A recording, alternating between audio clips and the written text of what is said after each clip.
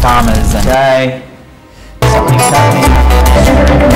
TV. In 5, 4. I hope we're streaming. 3, 2, 1. Ming, that's you. That's me. Awesome font, brother. Jamie. I like that 80 Sega font. I'm Jamie. That's me. That's my phone's going. It's not cool. Look, it's another live stream, guys. I thought I'd bring Ming in. We've worked together over a bunch of years. Oop, just dropped my phone. Worked with Ming over a bunch of years, filming stuff from like live streaming, filming through the Middle East, corporate stuff, Santa, slip and slides and whatever. But just wanted to get together today and have a chat and talk about some of the overseas work that you've done and that we've worked on together. So Ming roped me in to go and film through the Middle East with a guy called Pat Farmer. But previously, Ming had sort of, where did you film before that Middle East stuff? I've filmed in a few countries, Middle East. Before that was part of the pole to pole expedition. Now, pole to pole, I'll just extrapolate that because people may not know what it is. There's an Aussie guy called Pat Farmer. Amazing human being. He ran from the North Pole to the South Pole, and it sounds stupid and made up, but the guy did it. There's a documentary, so you got called in for some of that, right? I did. He's been referred to as the Muhammad Ali of ultramarathon running. Ultramarathon running being is you run a minimum of around about 100 kilometres a day. So he would run 100 kilometres per day. And he started, like Jamie said, from the North Pole and ended up at the South Pole. I'm just going to bring up, keep chatting, I'm going to bring up Pat Farmer's website. Yeah, so I, being a videographer and cinematographer, I received a phone call one night saying, would you like to start filming in Mexico? And I said, sure. And from there, that's where I met Pat Farmer. You got it was a funny call to film through Mexico, wasn't it? Because some of the local crew got a bit yeah. What's the word? Spooked, maybe? Is that the word? Spooked, the word. There was all that sort of ultra violent gang retributions going on at the time. Yeah. So a lot of the local crews didn't want to hang around, so they kind of split, and there was the opening position for a cameraman, so I stuck my hand up. I can't find the website. I'm over it. It's too hard.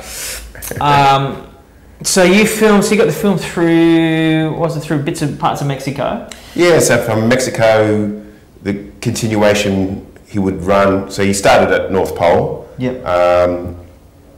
Ran across that, then jumped on a plane to the top of Canada. I think that's where it is. And from top of Canada, he started heading south through the States, Mexico, that's where I kind of jumped on at the bottom.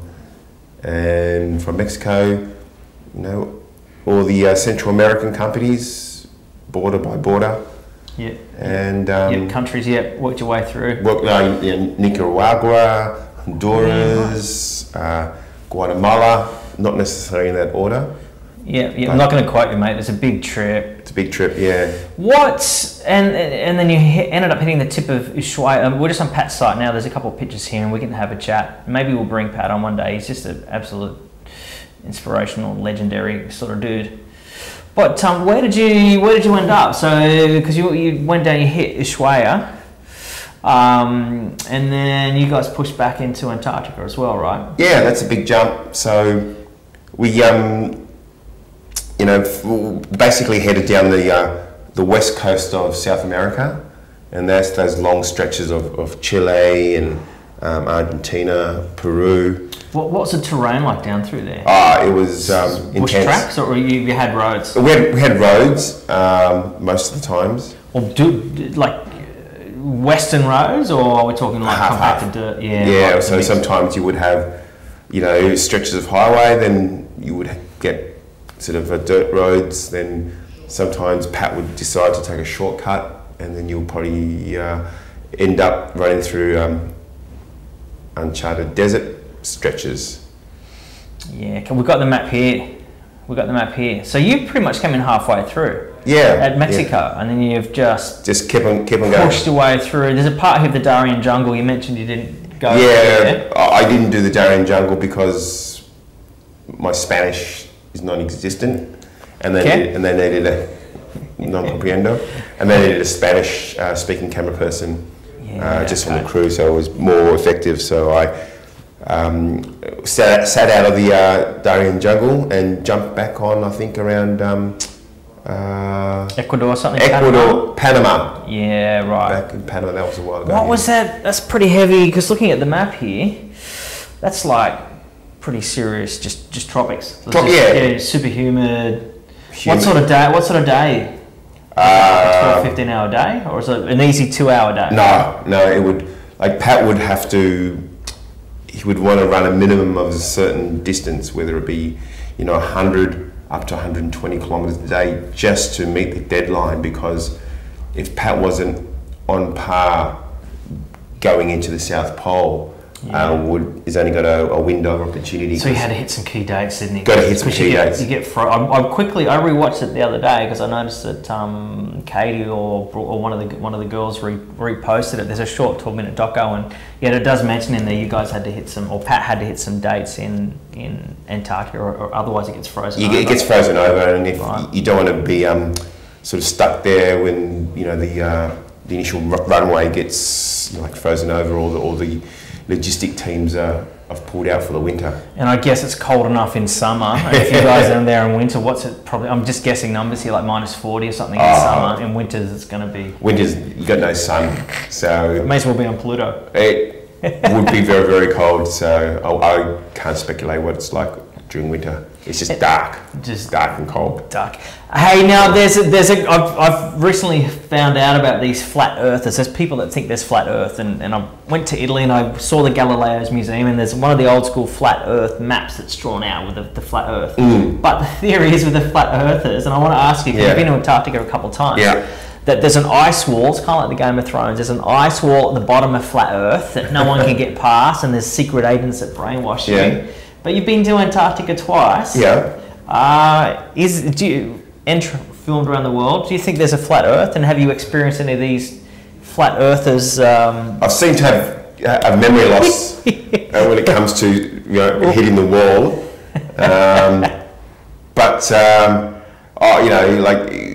It's just, there's not an ice wall. It's just flat ice till you get to the South Pole, right? It is when we got to the actual geographic South Pole, we kind of turned around, so I didn't step forward the extra couple of meters where I may have fallen off the edge, or sort of walk through the secret base.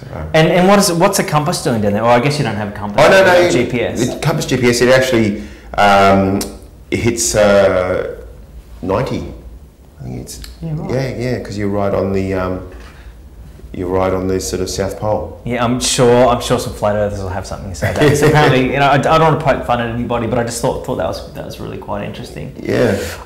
We filmed together through the Middle East. I was working in an agency of work with me and some corporate and commercial staff, and sort of hated my day job on a particular brand. Nice people, but the brand was actually fine too. It's just the work. It was the nature of agency being there just too long.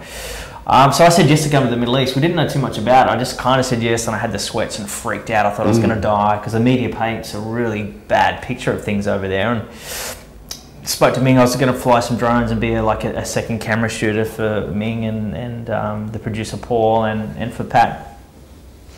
But we did a little bit of preparation, but we learned heaps of stuff from over there. But you filmed Middle East, Philippines? Middle East, Philippines, Vietnam's, Asia's, Indonesia's, Papua New Guinea's Kokoda trails. So a lot of these film jobs take you into a lot of remote areas and a lot of sort of challenging environments, both physically, on yourself, on your equipment, and not all of them are sort of geo or politically safe themselves. So there's a bit of, I guess, NOWS protocol as well of how do you go about filming in these areas. Yeah. So maybe we touch about that because I'd like some takeaway. It'd be good to just sort of document. The Middle East trip was 21 days. It was nowhere near like your recent Antarctica trip, which was kind of 60 days from memory, or the pole to pole, or a couple of the other trips. Yeah. But I'd like to maybe just touch on some lessons and things to keep in mind. So when we filmed for the Middle East, it was sort of smaller DSLR run and gun kits. yeah. So for these sorts of expeditions, what would you recommend? Sort of packing smaller and lighter, or that you want to go big, aggressive E&G cameras? Have you got? Well, it depends. I guess how remote you are and access to power. You want to be able to charge your batteries, and sometimes the smaller the battery, especially in Arctic conditions.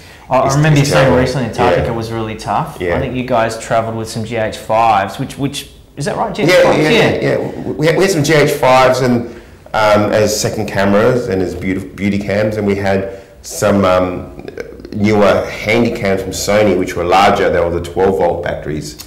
They're like sort of PX70s. They're sort of about this big, with a 4K chip. The larger batteries that charge at 12 volts, they survived.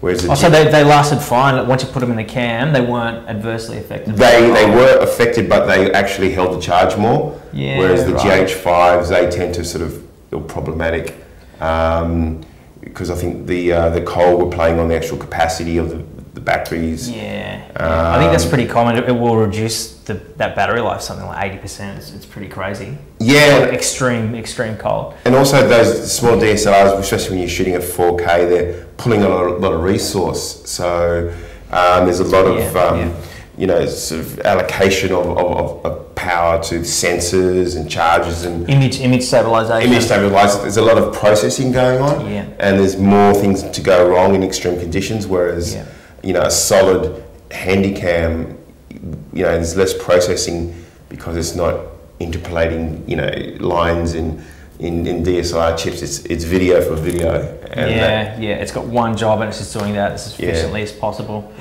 So that's a little. Sounds like the bigger cameras have sort of that ruggedness. They've got XLRs and stuff you can plug in. Don't want to nerd out too much. I like the smaller cameras at times because you can hide them. They're not as sort of over the top or scary. Because I remember when we were I was in Jordan at the Zatari camp where they've got lots of people that come across the Syrian border.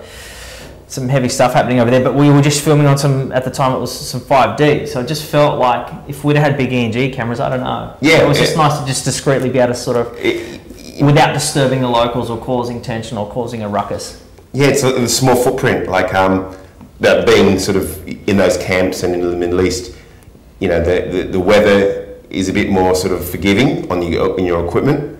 The advantage, they're smaller cameras, lower footprint, attract less attention. Disadvantage is, you're opening up your lenses, dust's getting in. And also you don't have a lot of that capabilities of proper audio at that time, viewfinders, all of this stuff. So again, you have to choose your weapon. Pros and cons. And I guess you could pack, I think we packed a bit of I guess you'd have an all-rounder kit, so you might have a bit more of one of the Sony PD70s or whatever, and maybe a couple of DSLRs, because I love about some of the Sony stuff now. It shoots fantastic low light, which some of the E&Gs may not be able to do. Yeah, like the E&G cameras, the larger ones, they are robust and they've got ergonomically everything's there. But again, you've got your weight. It's got the they've got the exposure of the camera. That's what they're designed to do. And again, they've got their pros and cons. And they were big days, I'm sure, because some of the stuff we did through the Middle East, they were big days. I don't know, it could be 12, 14-hour days with little cat naps in the middle. Mentally, how do you? Because I've got a theory in this as well. And I'm just some mates of mine are in the military, and I'm just always curious about, because your body is a factor, and then your mental. What's your word? Freshness is a factor as well, and you start to get tired and things. So, what do you do to sort of get ready for an expedition? Because you're generally pretty fit as well. You stay Yeah, I guess being aware of fatigue. Fatigue's always the is the killer, literally on your gear and yourself. So you have to sort of mentally sort of say to yourself, I'm going to pace myself, because you're out of your comfort zone. You're in another environment. You know, half the time you're chasing the subject or chasing the the talent. You're running around getting the shots. So in the back of your mind, so I'm going to be tired. So I'm preparing for that, and don't push yourself too much, because then you start dropping things and forgetting things and checklists. Mental checklists. Yeah. Yeah. Or write them down. Are keys. Yeah. Yeah. And I know we had a little bit of it wasn't formal, a little bit of a buddy system where we pack up gear and check gear, or check in batteries to recharge those at night. Yeah. And cards, we used to check cards back in. Yeah. But I guess it does get hard. You get fatigued, you're on the road, you start to but then you get into a routine. I always sort of work backwards from the SD card, or the card being the film, the most important thing, then the batteries, and you kind of always sort of work back, and eventually you end up with the screw on your camera plate to remember you've got that. So all these little things that play through your mind. Have I packed it? Have I got it? And then once you're on the road, everything has a place. But then chaos does come in when you're sort of shifting, packing gear and jumping in and out of cars. And the other thing is to get the shot. It's not like a film set. You've got. It's pretty fast paced, adrenaline, like think on your feet sort of stuff. Like trying to a sunset shot or a key emotive moment, because these people aren't actors. And you mightn't speak their language as well. So, any tips for that? Thinking on your feet, and when you've got a shot list, are you watching people and trying to think what they might do next, or you'll just start rolling and hoping that something might happen in that viewfinder? Well, I think it's a bit of everything. I think you've got to preempt the action and sort of watch what's happening. And if you're rolling, sort of, hang in there and try to sort of think, okay, where may they head next, or, what direction they may take. I've been guilty myself, because you've edited quite a bit of my stuff, is not holding the shot long enough. It's like in the back of your mind, I've got the shot, but that golden rule of just hang in there for about 5-10 seconds. I've noticed that in some of my own footage as well. Yeah, a good 5 or 10 gives the editor room to move. Yeah. And I know we set up some hero shots, and we wanted some. We probably could have done some more. Hindsight, you always want more time, you want more of everything. We sunsets and stuff. We were able to sort of plan for those sunrises and sunsets to try and get a couple of hero shots. So I guess there's going to be a mixed shot list as well, stuff you can plan for, and then that ad hoc stuff. Yeah. And then you've got to sort of prioritise. Okay, things change. Am I going to spend my 5 o'clock or 4 o'clock get up half the morning trying to get a sunrise shot? Then all of a sudden, there's something happening, or is the incident happening? Do I sacrifice that to go and sort of chase the action and trying to pick that up? So thinking on your feet, and sort of if you've got a producer, that's great. It can be a disadvantage as well, because you'll be going to the producer, I think we should get this, but then eventually you've got to sort of compromise and get what's best for the production. But it is a lot thinking in your feet, and collaborating with your team to make sure you get the shot or a shot or something which is going to enhance the production. Yeah. How important, because there's a point where there's mental fatigue. We're probably jumping everywhere as well. We're having a bit of a chat. So any questions or whatever, just drop them down. We can come back with some specifics, but this is just a bit of a mates chat, really. Any tips, like how important is humour on the road? I remember we had some pretty silly moments in the Middle East with our silly flashing disco lights. We'd just be in the van, everyone would be exhausted, but then be a moment where everyone would just crack up. How important is humour, do you think?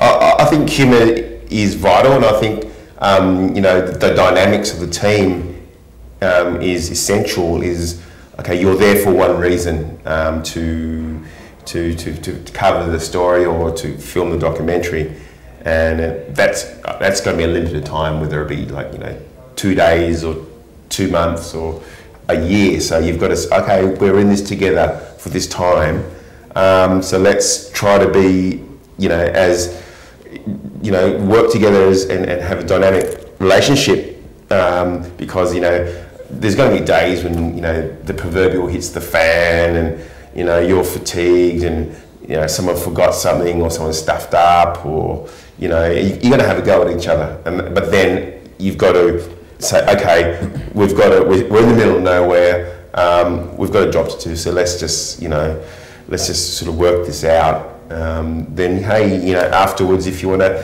grab a coffee after the gig, sure. And if you don't see each other again, you know, yeah, thanks, thanks for the fish, you know. Well, that's sort of why I said to the Middle East trip. I'd heard about. I just wanted to know, how can a human being do that? I had a secret thought that he might be a robot. And then it was also just a personal test around middle age. But I do recall it was pretty grueling. And mind you, it was only 20 days or 21 days. It wasn't like one of your 40 days or 180 days, or Pat and some other people have done longer trips. But I do remember there was a part where, you got this kind of, there's a point of madness. I think it was about day 15. Everyone's really excited, and it just went a little bit of madness, and everyone went. You could just feel yourself going mad, and you could see, oh, that person's mad. And you're like, I'm pretty sure I'm a bit mad right now as well. Yeah. But yeah, there was a spirit and some fun and some camaraderie, and there were some rituals. Everyone at least to try and have a meal together. I remember at least once a day we tried to have a meal together, and we talked to our local fixers in the Middle East about what we're going to do the next day to make sure that culturally we weren't, or politically doing, you know, anything that may have made people uncomfortable. But I remember there was some rituals and there was a little bit of madness, but we all sort of came back together at an end. But so I remember these moments were just in hysterical laughter for no reason. Maybe it was the carbon monoxide coming through the car. Yeah, it's a good idea. The carbon monoxide. Yeah. But it's full. I believe it's, you know, what's the best for the production, you know, and then, you know, we've all got certain, you know, jobs and roles to do, and I'm all for, you know, them crossing over. Like, you know, if somebody thinks, you know, oh, this might be a better shot, or sure, you know, I'm open to suggestions, or, you know, if I think, to the producer, oh, maybe we should investigate it here, I'm happy to bring it up. Yeah. So it is this dynamics. At the end of the day, and it can reflect on the production as well. You know, if everyone is not getting along, it's just going to make the production bog it down, and then Well, I do remember some of the rituals. That even if you had a crappy day, everyone would come together and plug in the batteries and just double check and repack the gear for the next day. So some of those things I said helped as counterpoints to keep that focus back on the production. I like what you touched on as well, because the production, it's not like a film gig. You don't have just a focus puller or just a gaffer guy or an SD. There's going to be technical terms, a data wrangler. So when we went, everyone could shoot, everyone could pretty much edit, and everyone could wear different hats. Just as you said, in case someone gets sick or gets the runs or gets crook or hurts themselves, that train keeps moving. So, so the cross-functional teams, how important is that, do you think? So they can do a bit of everything? I think it's important. I think even just having an understanding is like, it can really enhance the production. Is like, you know, some camera persons will say, I don't edit, you know, I don't even know about it, but, you know, just being aware of the process of the edit and respecting the editor, or even having a go yourself, it allows you to shoot in a way that it will help the editor, and it's an advantage. You're just being aware of what the producer's job is, and, you know, sort of dealing with logistics or dealing with the talent. So therefore, you're a bit more patient, or, you know, you have a bit more respect for what they do.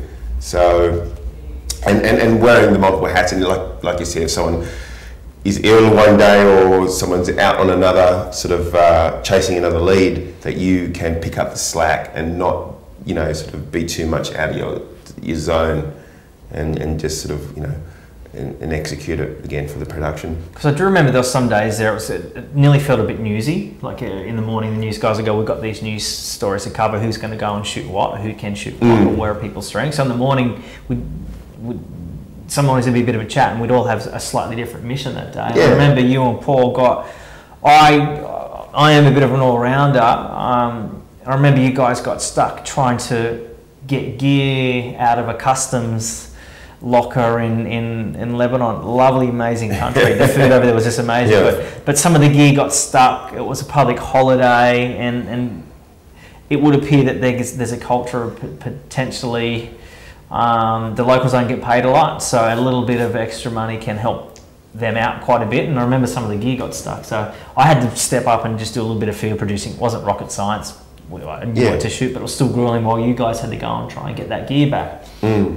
How did that go? There was some armed guards, and there was a Indiana Jones style locker with. Yeah, I think it was from memory it was a customs hold, so things would be held until either the right paperwork has been cleared by the various multi-levels. Paperwork. Yeah, the levels of government. And that's not being judgmental. Every place has a different style of way it goes, and they're not always as rich and affluent as Sydney. Everyone can't get $10 lattes, so there's different ways to help share the wealth. So some of the times that paperwork. So things do tend to get lost until the right paperwork is found, and then having the right paperwork can speed things up. And I think they do kind of scare you a bit. The customs agents, they will take you into the Indiana Jones room where there's luggage and boxes from the 1960s just covered in dust piled to the roof, and they're going, this is what may happen to your gear if you don't have the right paperwork.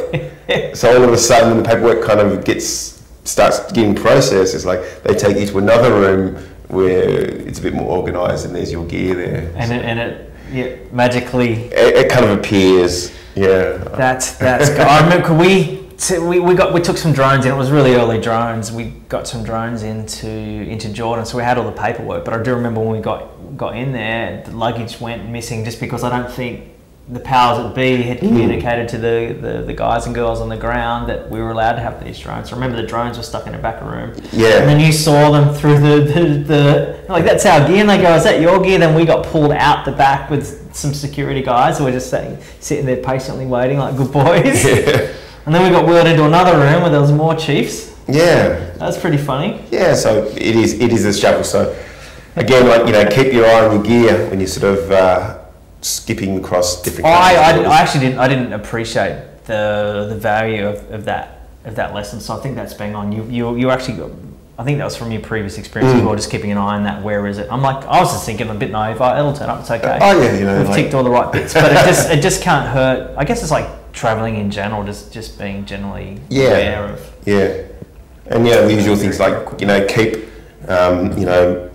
all the cards on you or your media on you, and try not to separate your kits too much. So if one bag does go missing or gets lost or gets held up, your batteries are in this bag and your camera's in this bag and your viewfinder's in this bag. So try to sort of spread it out. Well, I'm sort of more keep all your eggs in one basket. Okay, so keeping in kits. Yeah. Okay. So keep it. So then, and ideally, you want to almost keep your small kit on your person safe. Or again, if everything goes missing, you've got something to shoot on. Because sometimes people pay a lot of money for you to go overseas, and if you can't start shooting, it's you carry a backup, like a little mini cam as a backup, or is that more of a personal stills? I've done both. I've carried a little mini cam as a backup, as well, just in case.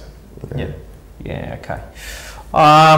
Heck, now where are we getting the state of drones? Because we flew some early drones, Phantom 2s, crashed one. So actually, bird strike in King Solomon's Mines. Yep. Pigeons, was it the dove of peace? Yes, the dove of peace. I was like, every 2,000 years, the dove of peace comes from the tomb, and we hit it with a drone. It hits Davey's drone. Yeah. What's that alien movie where when they go, we come in peace, and they and zap it? Oh, it was Attack from Mars. Mars Attack. Mars Attack. Tim Burton. We had a Mars Attacks moment. Yeah. But you recently shot on. Look, they were great drones. They got some footage. We were able to do what we needed to do with the footage, but they weren't stabilised. They didn't have gimbals.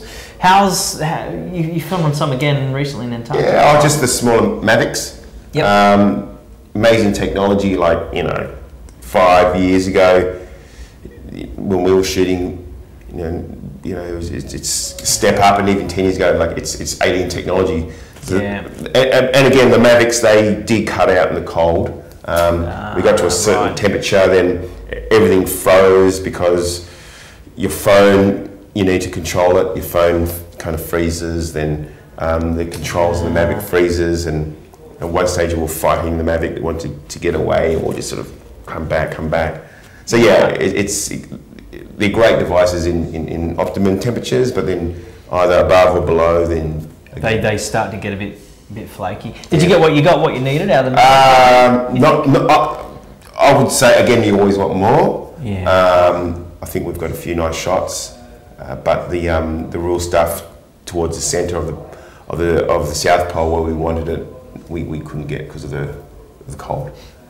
Yeah, all right. I know you can't talk too much about the recent Antarctica trip, but when that's going to come out at some stage in the future, I guess. Yeah, we shot the Antarctica expedition for National Geographic.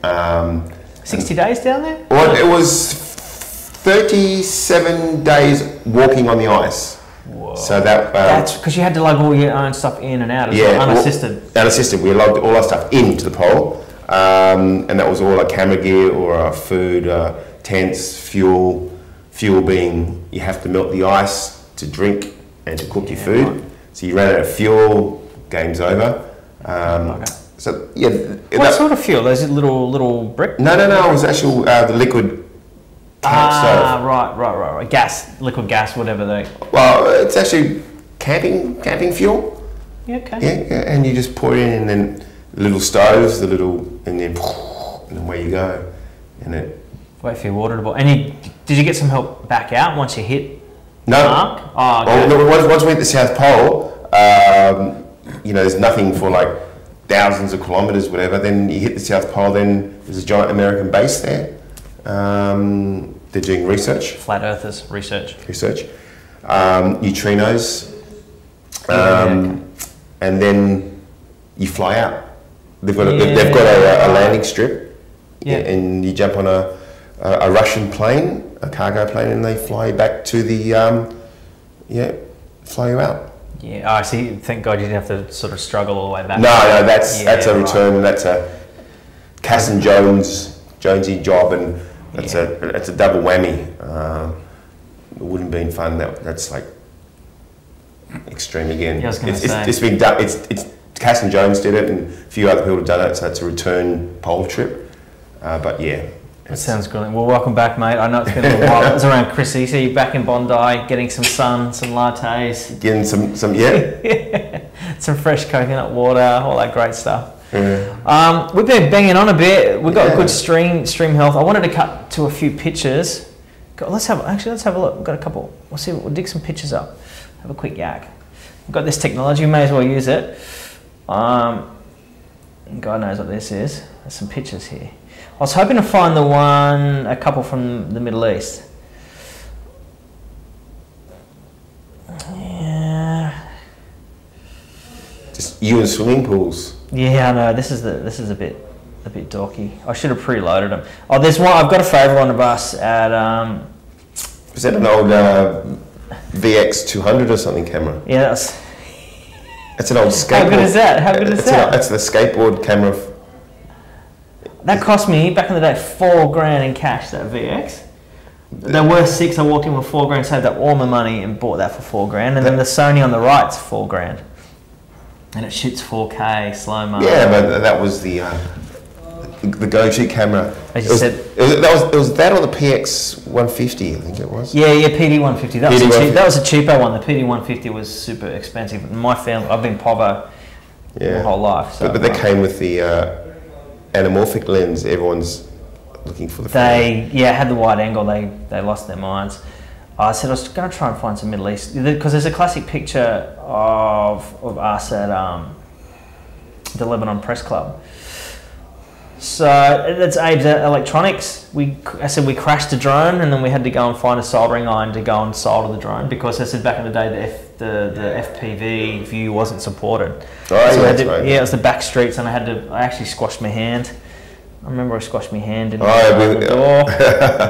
And hence, I said that's a good point. We need cross-functional teams. If someone's out, you guys are out in customs, and then I was out with busted hand. What else we got? I don't know. I think that's all we got. We got a quick clip here or something. We'll have a look. Oh, that's at the camp. It's a drone shot at the camp. Yeah. This is up near the border of Syria and Jordan. It was.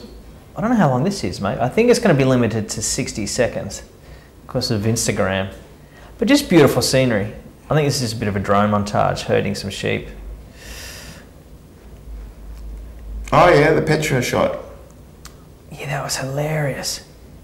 They said we could fly right inside of Petra. I'm like, in the treasury there. I'm like, you sure? I'm pretty sure that we were one of the first guys to fly a drone inside of that. I think so. And we work closely with the tourism guys over there, so we had their full blessing. So I said each night we'd have a bit of a chat with them and tell them about our shots for the next day, and then they could report back to base and just clear all of that. So by the time we turned up, we had the okay to do the right thing. The stunning part of the country. Maybe we should do a movie night one night, mate. You can pull out all your... I said I feel a bit selfish that this is the only one that I helped work on. Oh, do you remember this?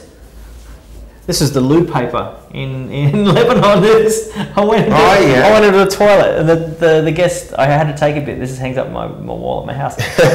I've got it in a frame. That's the toilet paper with all the eyes. Everyone's just looking at you. Brown eyes for brown eyes. We'll beep that out. But let's see if I can find on Google Pictures. The people at home. I'll switch back to you, mate. You can pull some faces. Okay. Google Pictures. I don't know how to Google Images. Have a look. So this is streaming to YouTube or to your? Yeah, I've got this pushing out to YouTube. I said it's more of a. It is more of a test. I've got to get the. I've got to get my YouTube views up. Let's find albums. So if you're watching, you are part of Jamie's master test plan. Well, I'm failing it. I've been a YouTube partner for since 2007, and have they given back to the relationship? Well, I haven't really. We've got some good views. I've got over 1 million views, but yeah, there's some funding a lot to get to help finish some things, but funding's is a whole different model. Anyway, we'll have a chat about that another day. So here's some pictures, man. Let's have a little scroll through this. Is this going to bring back some memories? Yeah, it's Unky Pat. Unky Pat. We had the blessing of the PM at the time. What year was this? Oh, heck, mate, I don't know. It's saying 2014. Okay. 21-day expedition. Right. So that's our drones. We've made them pink and blue just so they were friendly. Do you recognise any of those? No. Drongos? No. That's a mid-air selfie. Was it? That's a little bit of a sunset shot. Okay. Abu Dhabi, I remember I had a bit of a cold over there, so they sold the really good cold and flu tablets with all the ephedrine in it. That's fantastic. I remember that. That's the airport, wasn't it? Yeah. Oh, actually, there we go.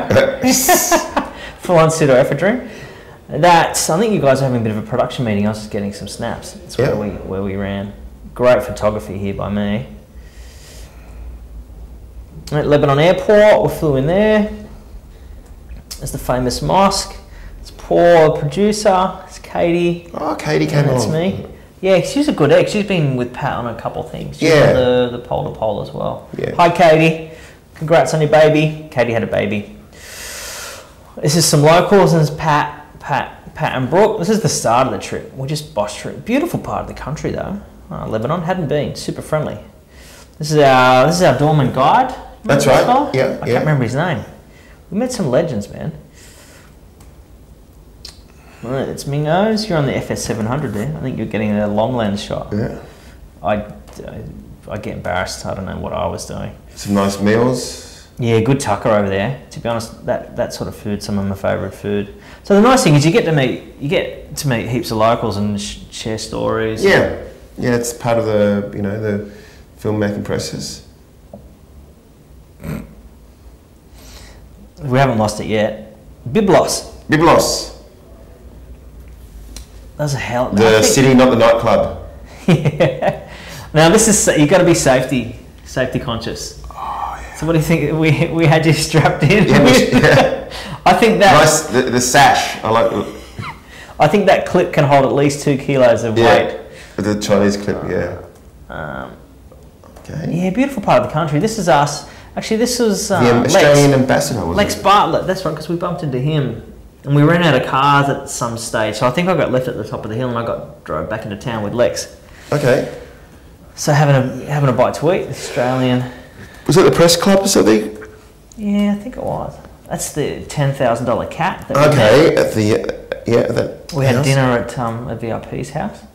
It's beautiful stuff, man. I said, after having done it, it feels like a bit of a dream. I'm going to skip through some of these. We're in Royal Jordanian. We're in Jordan now. Some camels. There's some locals. Some Bedouin from Syria. Cashed up. Local monies. I said you got to take care of the paperwork. Yeah. And they had these desert poppies. I remember taking heaps of pictures. A bit of a crew brekkie. Eggs, fuel, breakfast. These are the boys that looked after us in Jordan. Jordan, yeah. That's our driver in the middle. Oh, he's a legend. He used to make us cups of tea on the side of the road. Yeah, yeah. I said, I'm sure you got tons of these. Memories. Okay. End of day ritual, charging the batteries. That was a nice part of town, that place, wasn't it? Yeah, apparently they've got lions and stuff there. That's a national park from memory. They've got lions and stuff. So it'd be good to go back one day and spend a bit of time. With the lions. Oh, look at that local tucker. And some shisha. What do we get up to? I think that's you guys data wrangling. You can see a copy in progress. Mm-hmm. Some really cutting edge drones there with the GoPro Hero 3. Made the Arabic coffee. It was like 10 Red Bulls in one. Sugar. Yeah, anyway, mate, I said, good memories, good times. Mate, we might wrap it up because we've been here for a little bit of time trying to get the gadgets working. 43 minutes and 26 seconds, it says on the clock. Yeah, I don't know how Joe Rogan does 3 hours. Have you seen Joe Rogan? He'll do a 3-hour podcast. Yeah. But I think those boys are jacked on...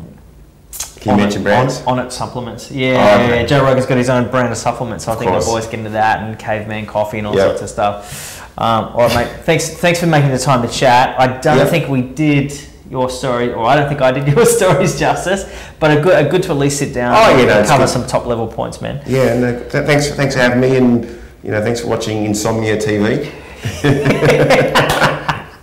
All right. Any questions? Just leave some notes below for the people that watch it, and we can sort of send some links or whatever, send some stuff back.